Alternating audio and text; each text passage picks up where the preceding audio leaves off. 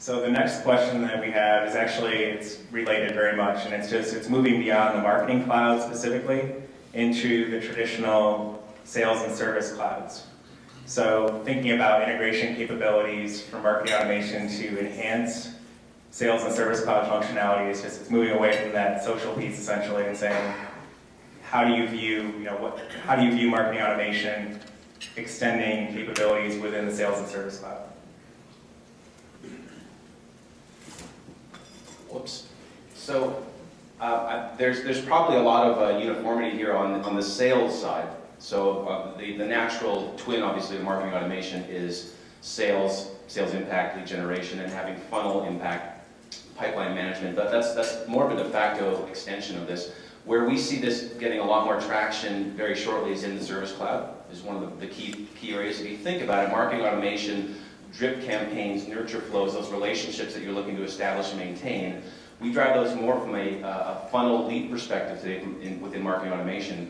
But a lot of your key opportunities are happening on that service side. So we have a customer, a banking industry locally here, they're monitoring their FAQ. So if someone clicks on a button that says, tell me more about refinancing, they actually become part of a nurturing program that they will now be getting that relevant content. So we see the service side as a big piece. And then one of the interesting pieces to me is something called human capital management, which is kind of a robot term for HR systems. And actually internally at Eloqua, we've been using our own system for employee onboarding. So when you become a new employee at Eloqua, there is a series of staged and time-based content that is delivered to you via email, web, videos that help you with your onboarding experience. And so we see that as a really interesting potential down the road for other customers to use that workflow nurturing capacity to drive messages that have nothing to do with marketing at all. Great, thanks. So just maybe if I could get a show of hands, how many of you have a marketing role in the room? Okay, so a fair number of you. And then if you have more of a systems kind of admin, MIS, IT related role. Okay, so that's our audience, right? And if you don't, maybe you're in the wrong room. No, just kidding. I think when I think about companies, investing in Salesforce technology, right? They do it because it's this platform. They typically start because of to implement a sales program in it. But it extends and it quickly becomes so much a part of their business. I know, I've seen companies, they'll start with, 10 licenses of Salesforce, and 2 years later they've got like 100, and 5 years later they've got like 500, and they're like, oh my gosh, everyone in the company needs a seat into this software. And so they're spending a lot of money in this, and they're driving tremendous value internally, right? It's operational efficiencies. They're able to measure things, they're understanding how their business is working, and they're optimizing. But they haven't used it yet to change the customer's experience. And the CMO, when you think about the research coming out of IBM, starting in 2011 and most recently, it's this quest for the marketer to be able to understand the individual. And how do you use data to understand the individual? So when we started integrating with Salesforce, this was back in, I think, 2006, we started with the fundamentals, basically, of saying, how do we take this marketing platform and this sales CRM platform and find the tightest way to integrate it to unlock the value of the data in both systems? And so from the beginning, it was like, let's build this really robust bi-directional flow of data so both systems can act on data in real time, and the marketing system can use the data at the edge where the customer and prospects are interacting, and the sales system can use the data and insights kind of inside the business. And so that was our approach, and of course it enables things like the marketing lead to sales funnel, but I just think it's so much broader in terms of taking your marketing department and giving them the tools they need and allowing them to leverage and drive value back into that CRM investment. Great, thanks. So I think the simplest part of your question is talking about the intersection with the Sales Cloud. And at the simplest level, it's all about informing sales reps. So when we started Pardot in 2007, we really started the company with the question, what the hell is going on in between phone calls? So you know what's going on when you're on the phone with a prospect. You talk to that prospect 2 weeks later, maybe a month after that. What's happening in between? How do you know who to call first? How do you know what to talk about? And that's really what all these marketing automation systems do. Is when I'm a sales rep and I'm in Salesforce.com and I'm looking at a lead record or a contact record, I can see all of the behavior and the activity that that person has had. So I know what we're going to talk about before I ever have the conversation. I also, I might have a list of 100 leads that I need to get through. It's going to give me a lot of information like scores and grades that help me rank, who do I need to follow up with first. So I'm not just alphabetizing it and doing it that way. So it's taking processes that the sales reps are already using and just making them more efficient by informing them. In terms of more recent things that these tools do, adding a social layer, so showing you what that prospect's social profiles might be. So you're looking at their lead record, you can now see what their LinkedIn profile is. Do you have anything in common? You can see their Twitter handle. After a phone call, maybe you follow them on Twitter. That's another touch point that you have with the prospect. Now, with this comes a whole set of best practices. Just because you know someone's Facebook handle doesn't mean you should poke them. In fact, you should never poke anyone ever on Facebook. but that does show you the power of the tools, and again, it shows you the best practices that go along with it. To your point about Service Cloud, that's definitely an interesting intersection with marketing. I think most marketers don't think of support or service as a marketing touch. Pretty much any touch you have with a client or a prospect is a marketing touch. And being able to use that data, if you're running a renewals campaign or an upsell campaign, you sure as hell better be suppressing people that are furious with you or have 5+ open tickets, your support system.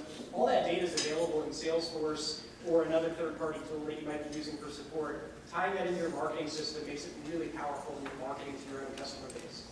Yeah, that shift to really have the complete view of the customer is something that's becoming very more pronounced. So, thank you. Poke. Just befriended this guy. In real life. I think that it's really all about alignment. So to piggyback on what Adam was saying here is that you really need to understand that customer from the very first time they visit your website, so they flow through Salesforce, become a closed-won opportunity, and then continue to re-engage with your brand. And the more that you know about what this individual is doing, the more you'll know about your future customers. The more you'll know about how to support existing customers, and again, continue to just make them happy. Because as we all know, it's really hard to grow a business if your customers are not happy with you. Right? That's really where it all starts. So I think in terms of sort of extending marketing automation beyond just the Sales Cloud, I think that it really is all about alignment. And the more alignment that you can have from everybody in your organization, the better you're going to be able to grow the company and everybody will be able to hit the goals that they have. So I think that's really what it's all about. We need to get everybody on the same page, and there's really no better tool than Salesforce to do that. Thanks. So I think that marketing automation has the potential to be as big as you want it to be. I have actually used it to intersect with sales. I've used it to intersect with client services. You have so much insight in Salesforce. Every support case, we've even driven technology data. So when was the last time someone logged into your application? We've driven that into Salesforce so everyone has a full picture. It also gives marketing a full picture, and what you create out of that can be pretty amazing and have real impact. I think the key is to create collaboration and alignment across the different groups, because what you hear a lot about right now is technology, and technology is not a silver bullet. You're not going to be able to say, I buy this and all of a sudden it magically works. Like, you have to be able to create a strategy that's highly effective, and you can, there's limitless possibilities and things that you can get really excited about, whether you're in marketing, sales, a Salesforce administrator, client services, that make you more effective as an organization to drive revenue. Thanks. So the third question that we have, and I'm going to move through these questions really quickly because I think it makes sense to just hear from customers and then open it up to the audience for Q&A. But just one more is really just around what you're seeing in the overall marketing automation space for customers, either B2C, B2B, or both. There's been a lot of transformational changes happening in the industry, and just like to hear, from your perspective, who are the customers that you're typically working with? What does that split look like from B2B, B2C, or both? Sure. So traditionally, Eloqua has got the lion's share of our traction in B2B customers. So where there's been a considered purchase, a relationship before the sale, investigation, research, it's a relationship sale.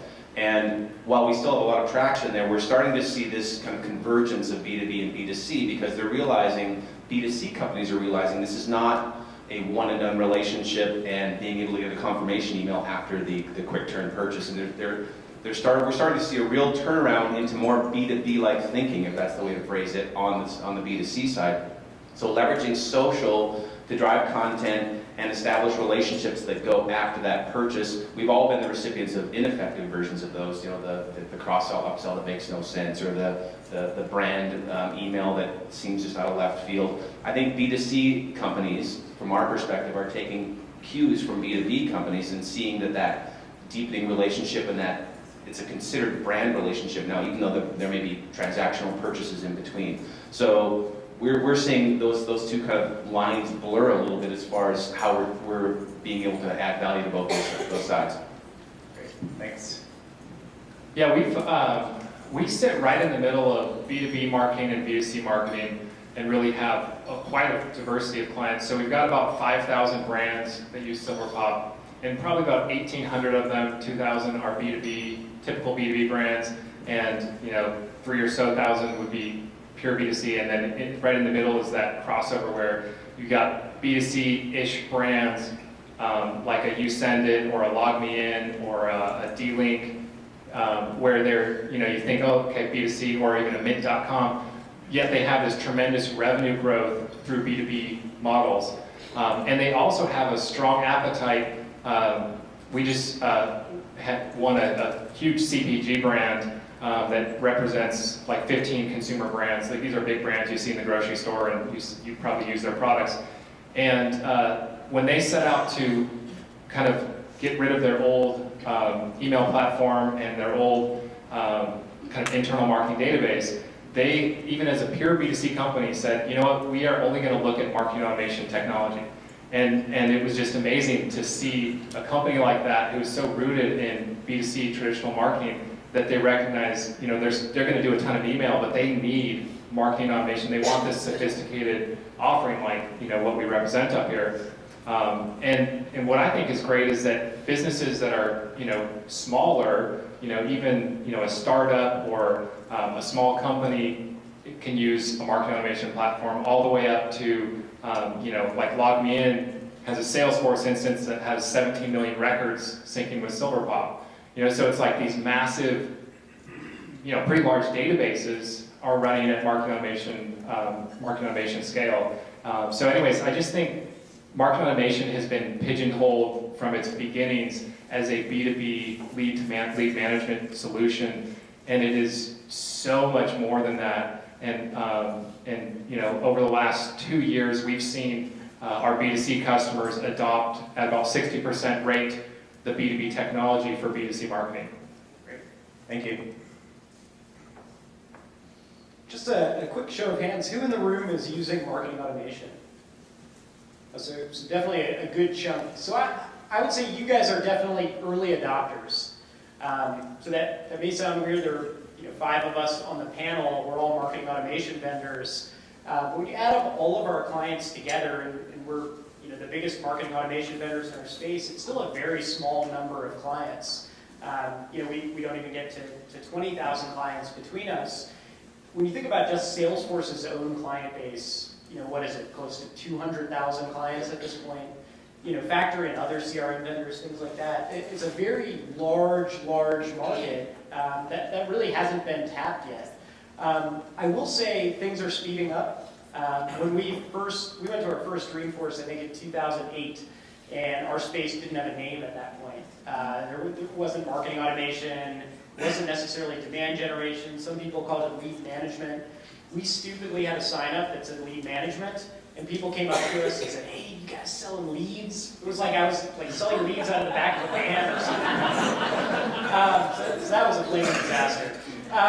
Within that, I think that was also the same year where my co-founder and I were manning the booth, and someone came up to us and said, I noticed no one's really talking to you guys. Have you thought about having more attractive people man your booth?